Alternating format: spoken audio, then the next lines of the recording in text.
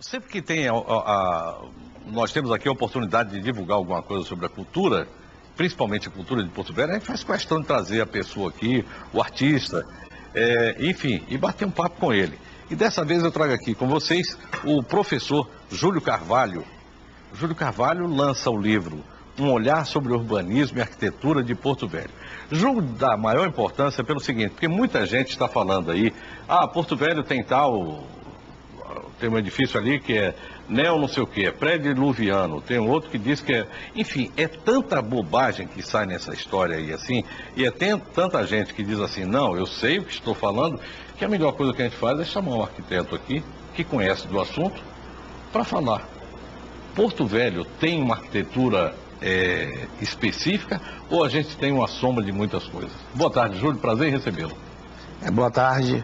Bom, em primeiro lugar, eu não sou arquiteto, sou artista plástico. Artista plástico. E nada melhor do que a maioria dos prédios da arquitetura, os aspectos formais, por incrível que pareça, são escritos e narrados por artista plástico.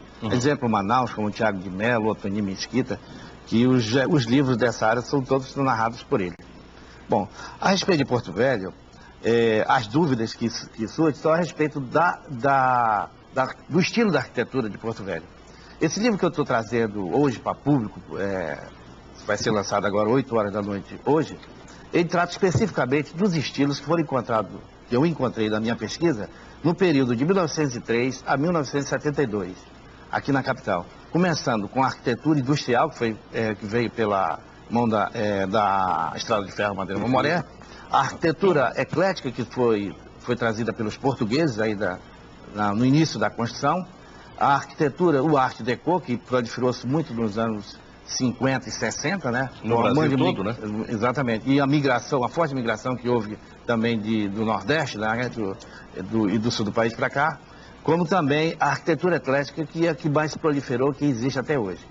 E a arquitetura moderna também, que surgiu no final dos anos 40, aqui em Porto Velho, com os prédios da administração da Estrada de Ferro Madeira Mamoré, o prédio do Relógio, o Colégio Carmela Dutra, o prédio do Correio e tal.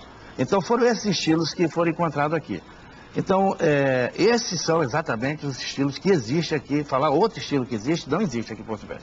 Esses são a base daquilo que nós temos em Porto Velho. Exatamente. A base da nossa arquitetura, ela se enquadra dentro desses 5 estilos. Júlio, aquele prédio do Relógio, da Estrada de Ferro, na verdade é uma locomotiva estilizada, né? Me parece. Exatamente. Pelo menos ao olhar de leigo. Exatamente. O autor do projeto, que é o engenheiro arquiteto José Otílio de Freitas, ele se inspirou exatamente numa locomotiva. Ela tanto de planta, vista por cima, como ela feita na sua fachada. Assim como tem outros, por exemplo, o Duque de Caxias foi inspirado no 14 bis, no avião, tanto que a planta é um avião 14 bis. O famoso casarão dos ingleses, que a gente já sabe que não é dos ingleses, também tem alguma coisa de locomotiva, né?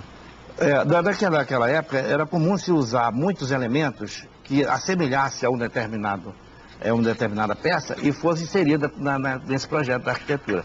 E aí por aí vai esses detalhes. Bom, nós temos ali toda aquela construção da área da Arigolândia e o bairro Caiari, que tem uma pincelada que me parece que liga todas as casas a um mesmo artista. Ou seja, são blocos muito parecidos, casas muito parecidas. O que é aquilo ali? Bom, aquela vila do Caiari, ela começou a ser projetada em 1938 ainda. Foi projetada pela Estrada de Ferro e grande parte daquelas casas, elas vieram com plantas já de fora e outras foram desenvolvidas aqui mesmo pelo engenheiro Francisco Alves, que era o engenheiro ferroviário que viveu aqui durante muitos anos. E ali tem alguns detalhes, porque ali já se começa a trabalhar com um pouco de modernidade ali na construção. E mais liberdade, né? E mais liberdade. Tanto que ali tem algumas coisas como arcos com boçagem inserida e tal, que já faz parte da construção moderna. E um detalhe também é que na esquina de cada prédio ali da vila, ali pela Carlos Gomes, tinha algumas casas que eram no estilo colonial, e eram inclusive casas geminadas, que até hoje ainda tem pedaços dela, né? E outras foram reformadas, né? Assim como a Vila do Caiari, ela futuramente está desaparecendo.